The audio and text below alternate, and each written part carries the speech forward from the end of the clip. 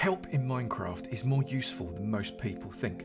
You can use it for food and fuel and even building blocks in your Minecraft survival world. I'm going to show you how to make an easy kelp farm that gives you lots of dried kelp, plus I'm going to give you the world download in this awesome Minecraft seed for free. Don't you go anywhere. Hello everyone and welcome to another Minecraft farm tutorial from me, Avomance. Today's Minecraft farm is a dried kelp farm that will automatically smelt your kelp as you farm it, so you can use it for fuel or you could even eat it. It's easy to build and it can be shrunk or expanded dependent upon your needs. This world is going to be available for download in both Java Edition and Bedrock Edition. Yep, this works in both of them. Simply go to avomance.com and hit the free world downloads tab. Right there, you'll go straight to the world downloads page and click on the one you want. It will take you straight to that specific world. Download it and away you go.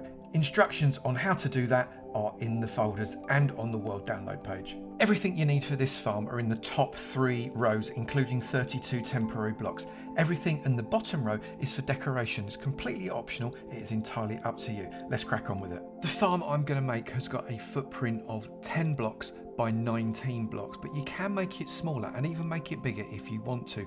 You're also going to need to go 1 block deep and 6 blocks up. The pigs are completely optional.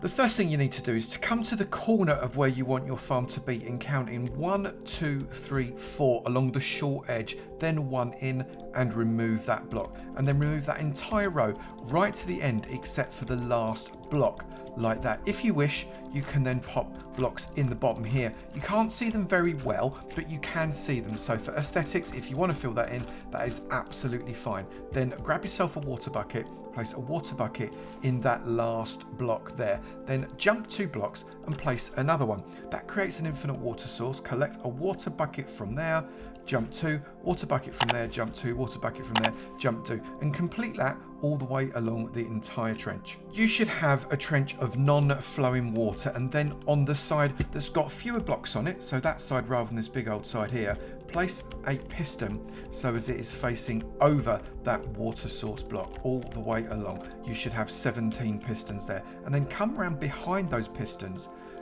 and place a stair opposite the pistons, facing towards the pistons. It's really important that the stair faces towards those pistons. Now you could leave those all the same stair, or you could texture it up by mixing in some andesite or some cobble or some stone stairs as well, just like that. You also need to place a stair facing that way and a stair facing this way at this end, and we're going to waterlog all of these steps. By doing that, we make sure that the blocks in front of those pistons are always water source blocks. When the piston fires, it is going to break the water source block that is in front of it, and then the water above it will flow downwards to fill it up, but that isn't a water source block. As a result, any kelp pieces that are stuck at the bottom of the water channel will end up not floating to the top, and you won't be able to collect them. You'd have to wait for the kelp to grow up into that block to turn it into a water source block, and sometimes that can take longer than the time it takes for that kelp to despawn. What this does is it just makes sure we don't lose any of our precious kelp. Put some kind of block, it doesn't matter which one it is, but whatever structural block you're going to use next to these steps at the end. You can decide to texture these up as well or do them all the same. We are then going to waterlog each of these steps. Now you can collect water from anywhere along this trench. You only need 2 buckets of water to start this farm, and then pop that water on there. Grab some more water, waterlog that block. That will create a water source block there. Grab some more water, waterlog that block, and carry on that process all the way along until you waterlog every single one of these stairs. This is why it's important the stairs face in this direction. Finish off by water sourcing that block as well, and you have got a second row of water source blocks all the way along. At this point, you can start to plant your kelp. Now kelp's amazing because it can grow on anything, so put 1 lot of kelp on the bottom of whatever block it is you've got in your trench all the way along like that. Then come around the back of your pistons and place a solid block all the way along, 1 behind each and every piston. Now this isn't going to be visible, so it doesn't matter what block you use. And then place redstone all the way along on top of every single one of those blocks that you've just placed. Then grab a lit block. Now you could use sea lanterns, glowstone, shroom lights. It's entirely up to you. You could even use a jack-o'-lantern if you wanted to. I'm going to use glowstone. Place 1 on top of that first piston and then count along the pistons 1, 2, 3, 4, 5, 6, 7, 8, and on the 9th one, place another one. That should be your central piston, and then come all the way to the end. You should find you've got 1, 2, 3, 4, 5, 6, 7 pistons free on both sides. 1, 2, 3, 4, 5, 6, and 7. These lit blocks serve two purposes. One, they stop any drown from spawning inside your farm, which no one needs, and also they light up your redstone. So if you're building this on a server, you're not going to have any light updates which can contribute to lag. You then need to fill in the gaps between these glowstones with whatever structural blocks you want to do. You could do it solidly as just one block, or you can texture it up like I am using different types of block here. And once you've got that first row of wall in, fill in across the top of your steps here with some glass. You don't have to use glass, but I quite like being able to see what's going on inside. And you are going to want to repeat this layer, minus the glowstone, you only need the glowstone on the bottom layer, another 3 times. So it should look something like that. On top of your wall now, you are going to place a water block on each second block here again to make sure that you have got a full water source block on every single level. And you are going to do that to one level below the glass that you're standing on. And then place a temporary block over the top of that water. This is really quite important. Make it a block that you can mine out dead easily. And then come out across your platform an extra 2 blocks wide like this. So your farm so far should look like this. Then come out an extra 2 blocks on both sides, but leave the glass bit empty, and then finish off this row all the way across. Leave this trench completely open, and then build down next to that hole. And 1 block below the hole, I want you to build a row of blocks all the way along. And then from the inside, count in 1, 2, 3, 4, 5, 6, 7, 8, and 9, and knock out that 9th block. Come back onto the top of your farm and create a rim all the way around your structure. And it should look something like this. Then opposite the wall where you have the temporary blocks, get yourself a sign and place a sign on each and every block right there. On the side opposite your signs, just where we've got these temporary blocks, count in 1, 2, 3, 4, 5, 6, 7, 8, and 9. Jump up just here, and the block below that 9th one, place a temporary block. I'm just going to use that cobblestone just there. Knock that block out, and then crouch backwards and place an observer so the redstone bum is facing backwards and the little redstone face is facing into your trench. Now here you have a choice. You could put 17 observers all the way along the back row of your farm. That would increase the efficiency ever so slightly. I have tested it, and you get something like 15 to 20% more kelp if you have 17 observers versus whether or not you have just 1. For me, to be honest, that is not enough to justify having more than just 1 observer right in the middle, but it's entirely up to you. But whatever decision you make, once you've got all the observers that you want in, place a water source block every 2 of these blocks here. Again, you can gather from the middle and just place, gather from the middle and just place. And you're going to want water source all the way along the entire width. You should find that water runs all the way across, but not into your trench. Then in your trench, place a water source block right there. And then all the way along the other side, a water source block right there. That should run to the hole that you've placed there, but not into it. Then pop out these temporary blocks right here. You don't need them anymore. And then aiming against the edge of these glass, every 2 blocks, place again another water bucket. You can collect from the middle and come back. That's absolutely fine. That creates water sources all the way along. I've come into my farm here, and we're going to place in the smelting system. Before I do, I just want to put in a little bit of structure. One side of this hole here, I'm going to place a block there, a block there, and a block there, going all the way down to the floor. On the other side, I'm just going to get some upside down steps and place them like that. Now, the smelting system that I'm going to include in here is very basic, a single furnace system. Yes, I know you could make a multi-furnace system if you wanted to. Absolutely, you go for your life. But for me, a single furnace system is okay for this size of farm. If you're making a much bigger farm, then absolutely get multiple furnaces in there. I'm going to come underneath this hole here, and the block directly underneath it, I'm going to pop that out, and then I'm going to pop the 2 next to it out as well. I'm just going to replace those 3 blocks. You certainly don't have to do that. That's just because it will look slightly better.